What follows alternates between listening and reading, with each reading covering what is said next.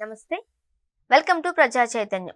కూటమి సర్కార్పై రాకూడని వాళ్లలోనే తీవ్ర వ్యతిరేకత కనిపిస్తోంది.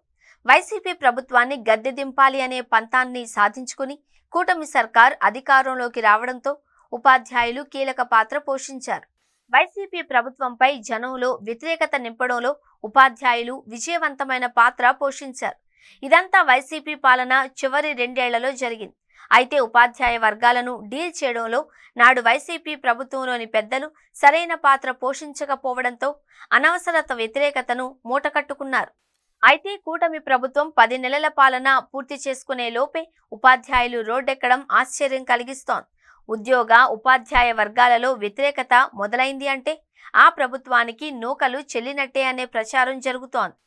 ఎన్నికల సందర్భంగా తమకిచ్చిన హామీలను అమలు చేయడంలో ఉదాసీన వైఖరి ప్రదర్శిస్తోంది అంటూ కూటమి ప్రభుత్వానికి వ్యతిరేకంగా రాష్ట్ర వ్యాప్తంగా ప్రతి జిల్లా కలెక్టరేట్ ఎదుట ఆంధ్రప్రదేశ్ ఉపాధ్యాయ సమాఖ్య ఆధ్వర్యంలో పెద్ద ఎత్తున ధర్నాలు చేపట్టారు. ఉపాధ్యాయులు ఉద్యోగుల వారసులకు వెంటనే కారుణ్య నియామకాలు చేపట్టాలి అని 12వ వేతన సవరణ సంఘాన్ని ఏర్పాటు చేసి 30% మధ్యంతర భృతిని ప్రకటించాలి అని డిమాండ్ చేశారు. సిపిఎస్ రద్దు చేసి పాత పెన్షన్ విధానం అమలు చేయాలి అని, రాష్ట్ర ప్రభుత్వ ఉద్యోగులకు ఇవ్వాల్సిన 3 పెండింగ్ డిఏలు, సరెండర్ లీవ్ బకాయిలు, రిటైర్మెంట్ బెనిఫిట్స్ వెంటనే విడుదల చేయాలి అని డిమాండ్ చేశారు.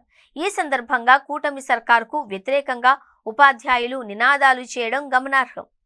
10 నెలల కాలంలోనే ఉద్యోగ ఉపాధ్యాయుల్లో కూటమి సర్కారుపై వ్యతిరేకత రావడం ఆశ్చర్యం కలిగిస్తోంది.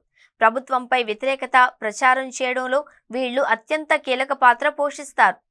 సామాన్య ప్రజలకు హామీలిచ్చి ఎగ్గొట్టినట్టు ఉద్యోగులను మోసగించడం సాధ్యం కాదు. అలా చేస్తే వాళ్లు ఊరుకునే ప్రశ్నే లేదు.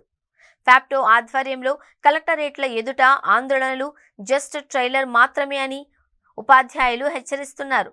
ముందుంది ముసళ్ల పండుగ అని వాళ్లు వార్నింగ్ ఇవ్వడం గమనార్హం.